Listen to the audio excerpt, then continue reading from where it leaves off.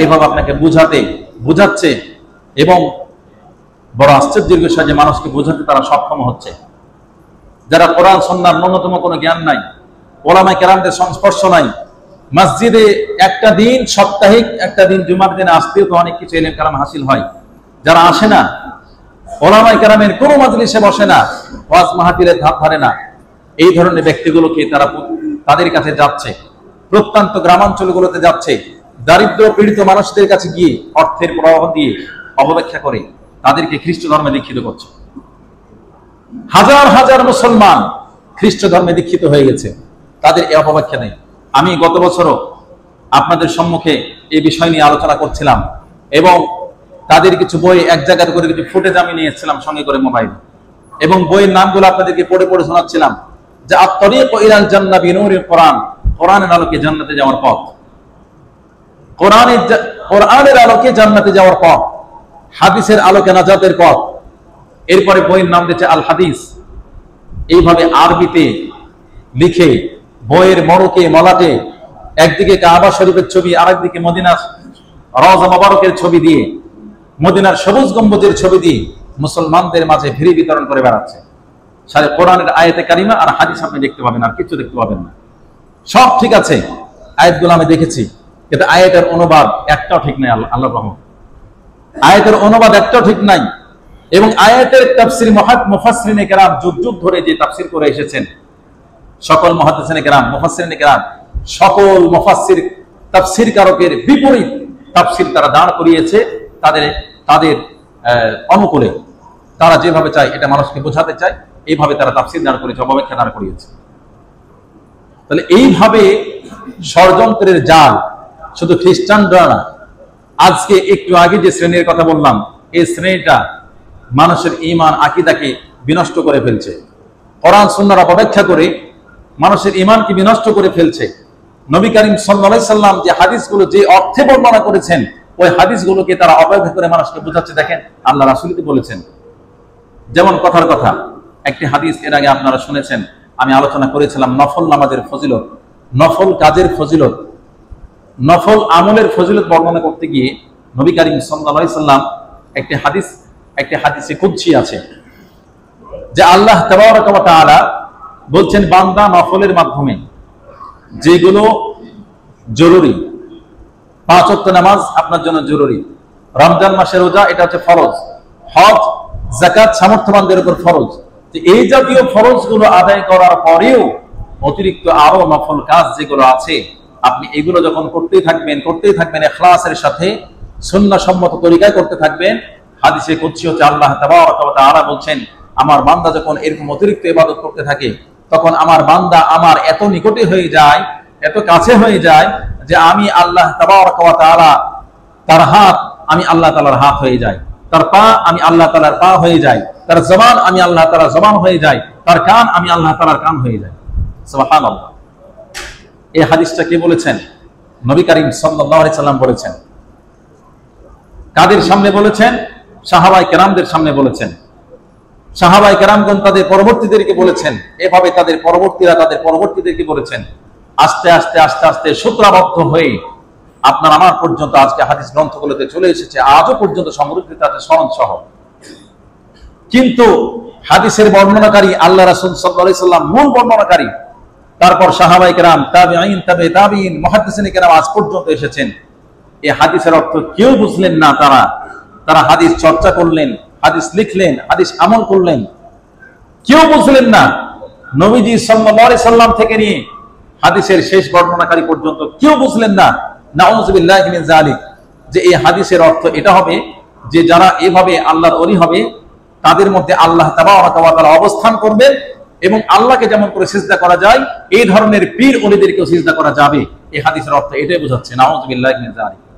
এই জন্য তাদের পীরেরাকে তারা সিজদা করছে, তাদের হাতে পায়ে চুমা খাচ্ছে, তাদের পীরের সামনে মাথা নত করছে। আপনি জিজ্ঞাসা করবেন এটা আপনারা কেন করছেন? তারা বলবে যে আমাদের পীর সাহেবের মধ্যে আল্লাহ তাবারাক ওয়া তাআলা অবস্থান করে। নাউযুবিল্লাহি মিন যালিক। আমাদের পীর সাহেবকে মূলত আমরা সিজদা করছি না, তার মধ্যে যে আল্লাহ পাকের সত্তা ঢুকে গেছে, আমরা সেই আল্লাহ পাকের সত্তাকে সিজদা করছি, আমাদের পীরকে সিজদা করছি না। নাউযুবিল্লাহি মিন যালিক, নাউযুবিল্লাহি মিন যালিক। সাহাবায়ে কেরাম কখনো কখনো অতি ভক্তির শিকার হয়ে আবেগের আতিশয্যে কখনো কখনো নবী করিম সাল্লাল্লাহু আলাইহি সাল্লামকে সিজদা করার অনুমতি চাইতেন। কথাগুলি ভালো করে বুঝবেন। কখনো কখনো অনুমতি চাইতেন, ইয়া রাসূলুল্লাহ আপনি আমাদেরকে আদেশ দেন যে আপনাকে আমরা সিজদা করি। তাহলে নবী করিম সাল্লাল্লাহু আলাইহি সাল্লামকে সিজদা করার অনুমতি চাইতেন সাহাবায়ে কেরাম। নবীজি তাদেরকে বলতেন, আমার সাহাবীরা, যদি আল্লাহ তাবারাকা ওয়া তাআলাকে ছাড়া অন্য কাউকে সিজদা করার অনুমতি থাকতো, আমি নবীজি অনুমতি দিতাম প্রত্যেকটা স্ত্রীকে তারা যেন তাদের স্বামীকে সিজদা করে। সুবহানাল্লাহ। যদি অনুমতি থাকতো, যেহেতু অনুমতি নাই, অতএব সিজদা করার কোনো অনুমতি যেহেতু আল্লাহ পাকই দেন নাই, সেটা আমার নবীজির কোনো ক্ষমতা নাই, আমি তোমাদেরকে অনুমতি দেব যে আমাকে সিজদা করো। নবীর চাইতে বড়, নবীর চাইতে কোনো পীর বুজুর্গ গোটা পৃথিবীর সমস্ত পীর বুজুর্গ, বড় পীর, ছোট পীর, মধ্যম পীর, সবকে এক জায়গাতে করে তাদের মর্যাদাকে যদি আপনি এক জায়গাতে করেন, নবীজির কথা বাদ দিলাম, বড় বড় সাহাবায়ে কেরামদের কথা বাদ দিলাম, একজন আপনা থেকে আপনার ছোট থেকে ছোট সাহাবী যিনি নবীজিকে মাত্র দেখেছেন, নবীজির সাথে খুব একটা মেলামেশার সুযোগ হয় নাই, কিন্তু নবীজিকে দেখেছেন, নবীজির মাজলিসে বসেছেন, এরকম সাহাবী, ছোট থেকে ছোট সাহাবীর একটা পায়ের ধরি করান সমান তাদের মর্যাদা হবে? এই কথাটা আমার কি? এই কথাটা আমার না। তাদের সমান যে মর্যাদা হবে না, এই কথাটা আল্লাহ রাসূল সাল্লাল্লাহু আলাইহি ওয়াসাল্লাম নিজে বলেছেন। আল্লাহ রাসূল তো বলে দিয়েছেন যে আমার সাহাবায়ে কেরামের এক মুদ গম সদকা করা, সামান্য কিছু গম, সামান্য কিছু খেজুর সদকা করা, এই সদকার যে সব আল্লাহ পাক তাদেরকে দান করেছেন, তোমরা উহুদ পাহাড় পরিমাণ একটা স্বর্ণ যদি দান করে দাও, এই পরিমাণ সব তোমরা পাবে না। সুবহানাল্লাহ। কল্পনা করেছেন এটা কিসের কারণে? সাহাবায়ে কেরামের ঈমান আর ইখলাস এত বেশি ছিল, এত বেশি ছিল আপনার আমার তুলনায়। এই জাতীয় কত হাদিস আছে যে সবকে এক জায়গাতে করলে, আপনার আমার মতো না খান্দা কোটিকে কোটি কোটি গুলোকে এক জায়গাতে করলে তাদের এক রাকাতের সওয়াবের সমান আপনার আমার সারা জিন্দেগির আমলের সওয়াব হবে না। তাহলে তিনারা বুঝলেন না, তিনাদেরকে আল্লাহ রাসূল সিজদা করার আদেশ, আল্লাহ রাসূল তাদেরকে সিজদা করার অনুমতি দেন নাই, কোন সাহাবায়ে কেরাম, কোন তাবেঈকে অনুমতি দেন নাই। এই ধরনের সিলসিলায় হকপন্থী কোন উলামায়ে কেরাম আজও পর্যন্ত এটাকে হারাম বলে সিদ্ধান্ত দিয়ে আসছেন। আহলে সুন্নাহ ওয়াল জামাতের অন্যতম আকীদা, আল্লাহ তাবারাকা ওয়া তাআলা ছাড়া আর কাউকে সিজদা করা যাবে না, চূড়ান্ত আকীদা।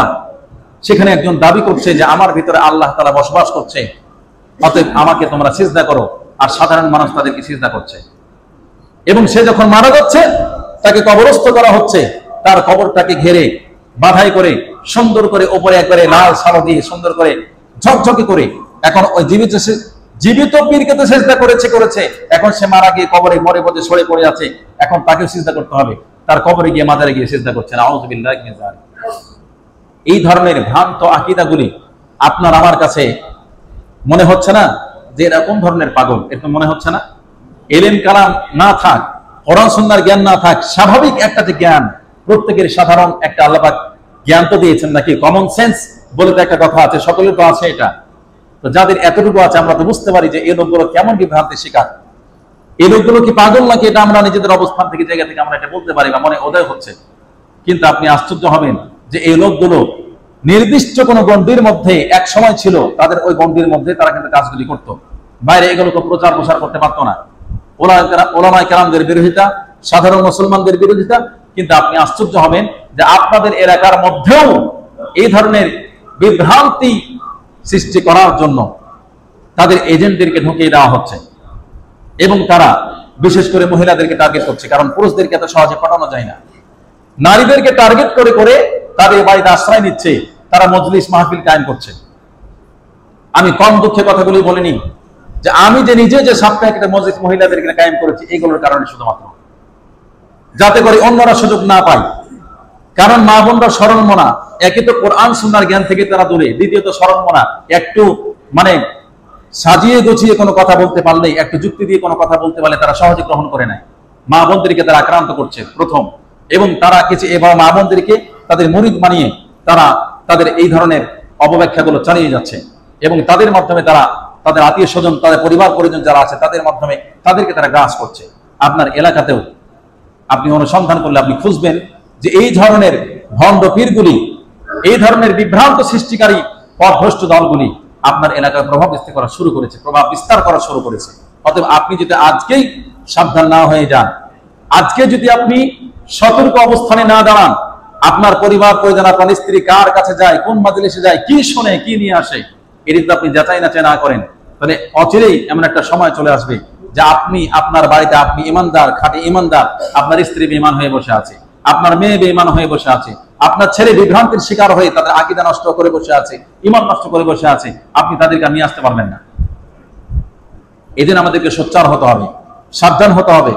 এই ধরনের কোনো কিছু আমরা যেখানেই শুনবো সেখানেই আমরা প্রতিবাদী হয়ে প্রতিবাদীর ভূমিকা পালন করে সেখানে রুখে দাঁড়াবো। যেভাবে হোক আমরা ওলামায়ে কেরাম এখানে আছি, আমাদেরকে এখানে বেতন দিয়ে আপনারা বসিয়ে রেখেছেন, শুধু বেতন নেবার আর খাবার জন্য বসে নাই আমরা এখানে। যখন যেখানে প্রয়োজন বিভ্রান্তি সৃষ্টি করার কেউ চেষ্টা করলেই আমাদেরকে খবর দিবেন, আমাদেরকে সেখানে নিয়ে যাবেন। যেই কোরআন শোনার অপেক্ষা করবে আমাদেরকে একটু বলবেন, আমাদেরকে সেখানে যাওয়ার সুযোগ করে দিবেন, তাদের সঙ্গে বসার সুযোগ করে দিবেন। ইনশাআল্লাহ তাআলা বিভ্রান্তি দূর করে কোরআন সুন্নাহর সঠিক জ্ঞান সেখানে আমরা দিই, তাদেরকে খণ্ডন করে তাদের বিভ্রান্তিগুলো দূর করার চেষ্টা করবো ইনশাআল্লাহ তাআলা। আল্লাহ তাবারক ওয়া তাআলা আমাদের সবাইকে এই সঠিক কথাগুলি বুঝে ঈমান আকীদা সহি করে যাবতীয় কোরআনুল কারীম এবং সুন্নাহর অপব্যাখ্যা থেকে মুক্ত হয়ে আমরা যেন খালিস দিল নিয়ে, খালিস ঈমান নিয়ে, আমল নিয়ে দুনিয়া থেকে বিদায় নিতে পারি। আল্লাহ তাবারক ওয়া তাআলা সে তৌফিক আমাদের ইনায়াত করুন। আল্লাহুম্মা আমিন ওয়া আখিরু দাওয়ানা আলহামদুলিল্লাহি রাব্বিল আলামিন। আমরা সুন্নাত আদায় করি।